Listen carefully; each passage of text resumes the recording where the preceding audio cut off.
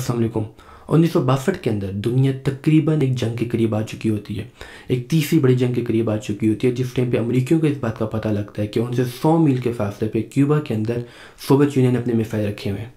तो जब अमेरिकियों को इस बात का पता लगता है तो अमेरिकी सदर जॉन एफ कैनेडी उस वक्त टीवी पे आते हैं और वो टीवी पे आकर ये बात कहते हैं कि अमेरिका इस चीज़ को नेशनल सिक्योरिटी के तौर पर ले रहा है और इस खतरे को अमेरिका से निपटने के लिए अगर अमेरिका को अपनी फ़ौज भी इस्तेमाल करनी पड़ी अमेरिका करेगा।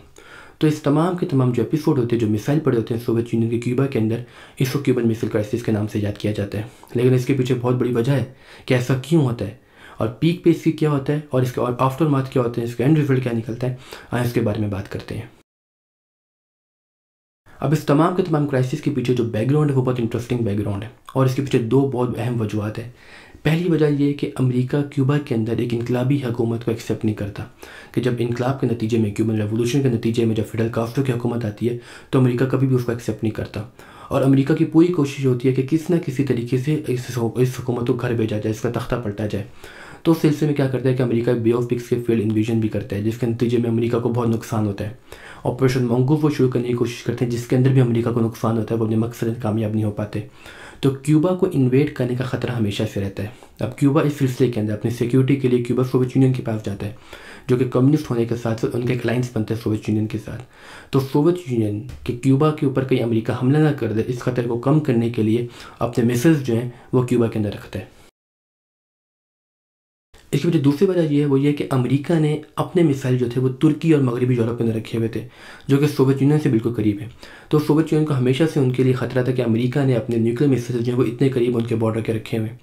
तो क्यूबा के अंदर मिसाइल रखने का एक और मकसद था ताकि एक लेवल प्लेइंग फील्ड हो सके कि अगर अमेरिका ने उधर अपने मिसाइल रखे हुए तो इधर हमने भी यहाँ पे रखे हुए ताकि एक तरीके के बराबरी का मुकाबला हो सके दोनों मुल्कों के दरमियान। तो इसके पीछे दूसरा बैकग्राउंड होता है इस मिसाइल क्राइसिस के लिए, वो ये था। जब अमेरिका को इस बात का पता लगता है कि क्यूबा के अंदर सोवियत यूनियन के मिसाइल पड़े हुए तो प्रेसिडेंट कैनेडी और उनकी कैबिनेट एक मीटिंग करती है।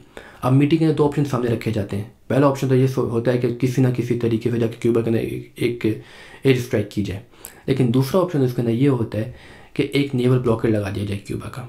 अब इंटरनेशनल रिलेशन के अंदर, इंटरनेशनल लॉ के अंदर जो ब्लॉकेड की टर्म है वो हमेशा इस्तेमाल होती है एक एक्ट ऑफ वॉर की सूरत के अंदर। तो अमेरिका लीगली तौर पे क्वारंटीन का लफ्ज़ इस्तेमाल करता है कि हमने क्यूबा का एक नेवल क्वारंटीन लगाया है ताकि कोई शिप ना तो क्यूबा के अंदर आ सके ना ही क्यूबा से बाहर जा सके। ये मामला अपनी हाइट पे उस वक्त पहुँचता है कि जिस टाइम पे 24 अक्टूबर को सोवियत यूनियन की शिप्स क्यूबा के अंदर एंटर होना चाहती हैं। तो ज़रा सी मिस कैलकुलेशन भी, अगर उनके अंदर से एक शिप भी थोड़ा सा भी अगर आगे बढ़ती तो न्यूक्लियर वॉर शुरू हो सकती थी। और उस टाइम पे अमेरिकी सेक्रेटरी ऑफ डिफेंस रॉबर्ट मैकनमा थे, उन्होंने एक बात कहा था कि मुझे उस वक्त ऐसा महसूस हुआ था कि मैं अपनी ज़िंदगी का आखिरी हफ्ते का दिन देख रहा हूँ। अब ये मामला ख़त्म इस सूरत के अंदर होता है, ये सारा क्राइसिस जो है वो डिफ्यूज़ इस सूरत के अंदर होता है कि जब अमेरिकी लीडर और सोवियत लीडर जो होते हैं वो आपस में एक बैक चैनल के थ्रू कम्युनिकेशन करते हैं। उस कम्युनिकेशन से सोवियत यूनियन के जो उस टाइम लीडर होते हैं वो एक पैगाम भेजते हैं कैनेडी को और ये बात कहते हैं कि हम उस सूरत के अंदर क्यूबा से अपने मिसाइल को हटाएंगे कि जिस तक आप ये वादा करेंगे कि आप क्यूबा को कभी इन्वेड नहीं करेंगे। और दूसरी टर्म वो ये रखते हैं कि हम मिसाइल उस सूरत के अंदर हटाएंगे जब आप भी तुर्की से और वेस्टर्न यूरोप के अंदर से अपने मिसाइल को हटाएंगे।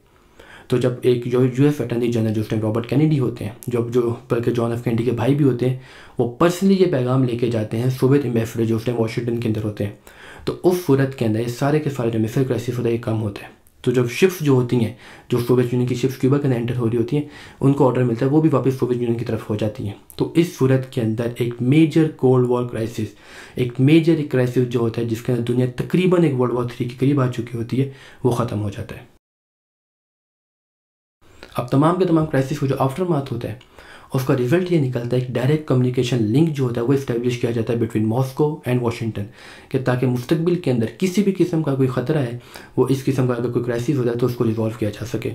दूसरा काम ये होता है एक नई किस्म की न्यूक्लियर आर्सनल रेस लग जाती है दोनों मुल्कों के दरमियान, एक इंटर कॉन्टिनेंटल बैलिस्टिक मिसाइल की, कि जिस तरीके से अगर सोवियत यूनियन ने क्यूबा के अंदर अपने मिसाइल रखे या अमेरिका ने अगर तुर्की के अंदर अपने मिसाइल रखे, मुस्तकबिल में ये मिसाइल रखने की जरूरत न पड़े, डायरेक्ट बटन दबाया दूसरे मुल्क को जाके उड़ा दिया। तो अब इस किस्म के इंटर कॉन्टिनेंटल बैलिस्टिक मिसाइल की एक रेस लग गई थी इस क्राइसिस के बाद। तो ये एक प्रॉपर एक पूरा एक बैकग्राउंड था, एक पूरी हिस्ट्री थी क्यूबा मिसाइल क्राइसिस की। आई होप आपको पसंद आई होगी। बहुत शुक्रिया।